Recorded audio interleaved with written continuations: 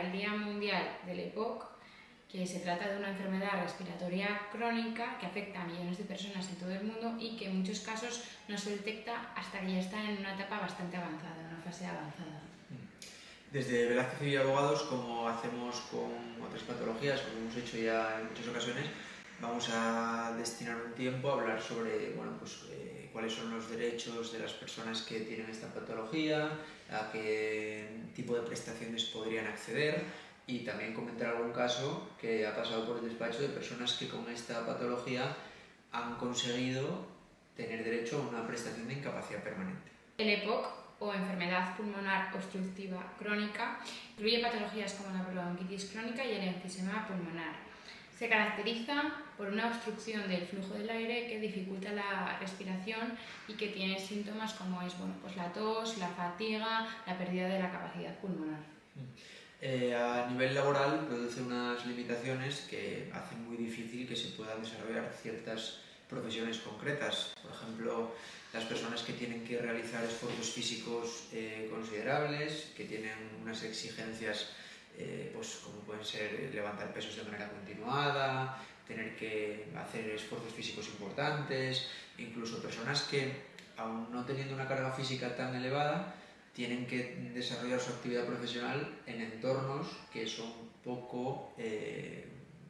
peligrosos para la EPOC. Por ejemplo, una persona que trabaje en una panadería pues puede tener un problema porque trabaja en un ambiente pulvígeno y el polvo en suspensión le puede provocar un empeoramiento de la clínica. Personas también que trabajen en naves industriales en las que pueda haber algún tipo de polvo en el aire o que pueda haber algún tipo de compuesto químico que pueda irritar las vías respiratorias. Todo esto son factores que determinan una dificultad o incluso una imposibilidad real para poder desempeñar el trabajo. Es decir, tanto personas que no pueden desempeñar su trabajo porque el trabajo tiene una exigencia física que su cuerpo no es capaz de soportar, como personas que aunque puedan desempeñar su trabajo desde un punto de vista meramente funcional, el trabajo les exige estar expuestos a un ambiente tóxico o con polvo en suspensión que les provoca también un empeoramiento de los síntomas del EPOC. Y en línea con esto, traíamos para comentar unos casos, ¿vale?, sobre incapacidad permanente que se consiguieron el éxito en el despacho. Y el caso de uno de estos clientes es el caso de, vamos a llamarle Daniel, ¿no?, que era una persona que trabajaba de mantenimiento en una fábrica y que se le diagnosticó en su día EPOC, ya estaba bastante avanzada la enfermedad y en su cronicidad llegó al grado de severo, ¿no? Era una persona que se fatigaba incluso en pequeños esfuerzos en su día a día, como puede ser para vestirse.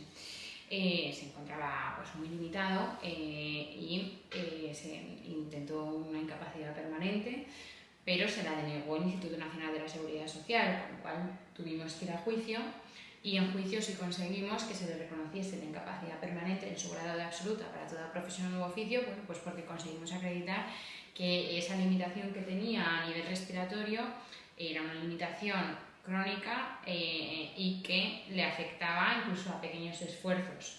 También tenías tú otro caso para comentar.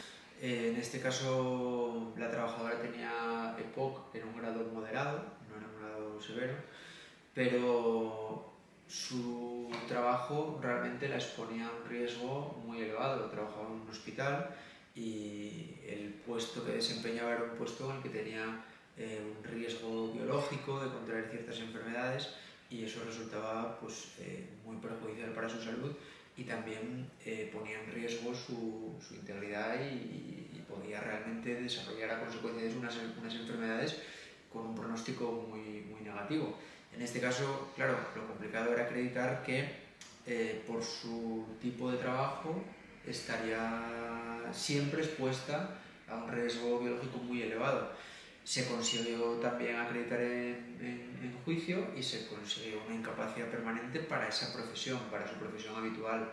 En este caso, cabe reseñar que, aunque en la mayor parte de las ocasiones de personas que tienen EPOC hay asociado el factor del tabaquismo, en En este caso, esta mujer no era fumadora, nunca había fumado y no tenía ese factor. Esto es llamativo porque un elevado porcentaje de las personas que tienen problemas pulmonares de este tipo son personas que o bien son fumadoras o bien han tenido un hábito tabáquico durante mucho tiempo. Es cierto que hay personas que no tienen este hábito y que aún así pueden sufrir estas patologías, pero es evidente que contribuye mucho, de una manera muy elevada, el tabaquismo a este tipo de patología. Y yo, bueno, en línea de esto último que estabas comentando en este caso, estabas diciendo, bueno, pues esta señora, que aunque tenía un EPOC en un grado pues más digamos, moderado que el anterior trabajador que hemos comentado, se le reconoció una incapacidad permanente total, precisamente por esa exposición que tenía, ¿no? Un ambiente, digamos, riesgoso para su salud. Pero este reconocimiento no quita que si la enfermedad sigue avanzando, porque son pues eso, patologías que digamos que suelen tener una curva de empeoramiento a lo largo de la vida de la persona que la padece, si sigue avanzando y se ve limitada hasta el punto, pues por ejemplo, que veíamos con Daniel, ¿no? Pueda instarse una agravación de esa incapacidad permanente o una incapacidad permanente absoluta. Claro, exacto. Sí, hay la posibilidad de poder instar una revisión por agravamiento. Sí. Bueno, y como siempre, para terminar, vamos a repasar unos datos curiosos que me dices, Teresa. Sí, el primero de ellos es que se calcula que en España unos 3 millones de personas tendrán EPOC, pero el 70% de estas personas que tienen esta enfermedad no está diagnosticada. También, bueno, que ¿qué más era otro? Vale, son las principales cosas. Otro es que también el EPOC es una de las principales causas de incapacidad y de mortalidad en el mundo. Y pues otro dato interesante es que el EPOC actualmente no tiene cura, ¿vale? Pero que sí que se ha comprobado que puede conseguirse una estabilización, ¿vale? Con el adecuado tratamiento, rehabilitación y abandono, pues como decías antes, de hábitos nocivos como puede ser, que están asociados a este tipo de enfermedad, como puede ser pues el tabaquismo. Desde el despacho, desde Velázquez y Villa Abogados, queremos transmitirnos...